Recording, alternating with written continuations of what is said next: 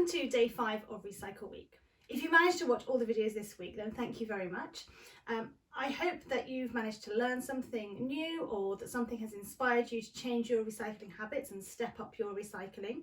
And I've had a lot of fun this week researching different things and finding out more about different things that we can recycle. And it's amazing when you start looking into something, especially on the internet, that you just click a link and it takes you somewhere and you read a bit more information, then you just click another link, and before you know it, you've got loads more information and you click through loads of different websites and found out lots more. For today's video, we're going to be looking at the fashion industry and textiles and the impact it has on the world and what we can do to help that. So I found out a few facts about the fashion industry and textiles around the world and the impact it has on the environment. I just thought I would share some of those facts with you. Consumption of clothing has rapidly increased by about 60 to 100% in the last 15 years. Also, the number of times an item of clothing is worn before it's thrown away has reduced as well. And this obviously has a massive impact on our environment. We're sort of in this culture of buy it and throw it away. That needs to change. Cotton production accounts for 20% of the world's insecticides and 10% of the world's pesticides used. And an estimated 17 to 20% of water pollution comes from textile dyeing. And a massive £140 million worth of clothing gets put into UK landfill sites each year.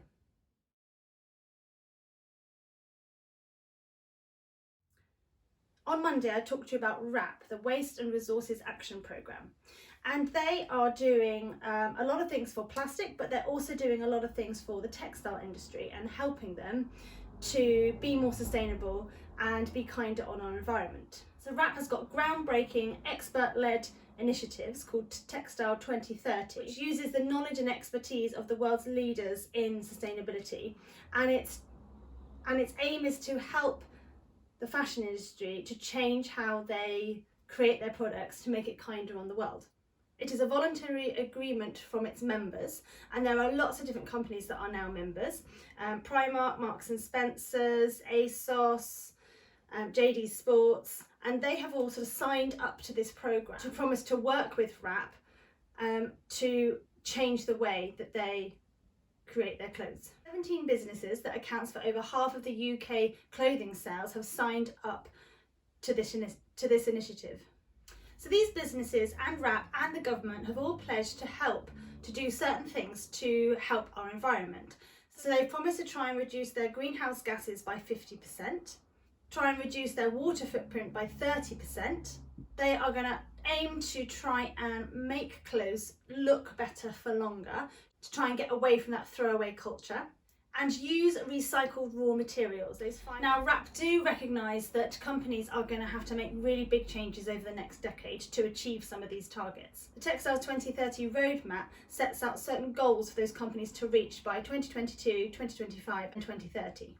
Now, I think sometimes when we go shopping and we look at shops and we look at all the different clothes that are available, we don't see how hard companies are actually trying to work to make it more sustainable. And there is still a long way to go, but things are changing, things are in process. So I hope that they are able to achieve it by their deadline.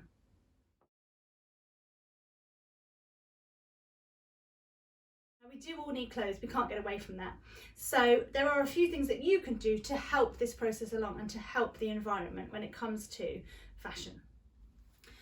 When I was looking on the WRAP website, I came across the loveyourclothes.org.uk website, and WRAP do have a lot of information for helping the general public to think about the way that they shop and the way that they buy their clothes. So the Love Your Clothes website is a really, really good website. They've got loads of different ways that you can help. They've got information on washing and ironing and drying and how that is best used. They've got information all about stain removal so that you can look after your clothes and repairing your clothes and altering them. So if you're not sure, if you tend to throw things away because they're dirty or they've got a stain on or that they've got a rip or a tear on them, there's loads and loads of information on the Love Your Clothes website to help you repair those and clean those properly so that you're not just throwing away clothes. Now, where your budget will allow, buying clothes that are made to last longer is better, rather than cheap clothes that just get thrown away. You You can also buy a lot of pre-loved clothes and vintage clothes. Loads of charity shops, they've got loads of good clothing in there, and sometimes from really, really good companies. So always check out pre-loved clothes. If you're handy at sewing, then maybe you want to upcycle some of your clothes, maybe change them and alter them to fit a new fashion, to fit a new trend.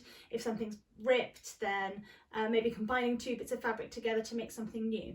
And of course, we all know that we can sell our clothes, we can swap clothes, give clothes to charity. You can get those bags that you get through your letterbox and you fill them up with clothes and you put them on the roadside for them to collect.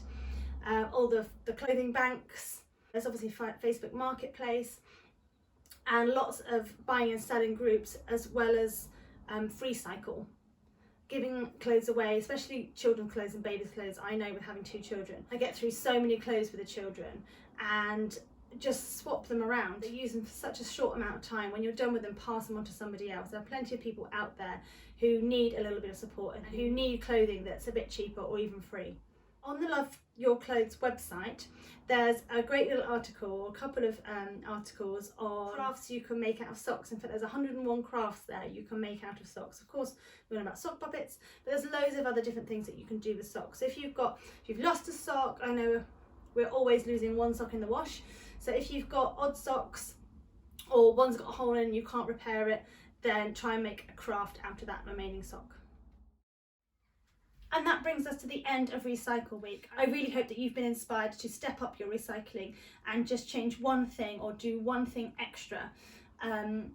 Whether it's plastic, whether it's clothing, whether it's something in the bathroom, something in the kitchen, to help our environment. Emily and I will see you next Wednesday at the normal time, 7 o'clock, where we will show you what we've been up to in the garden.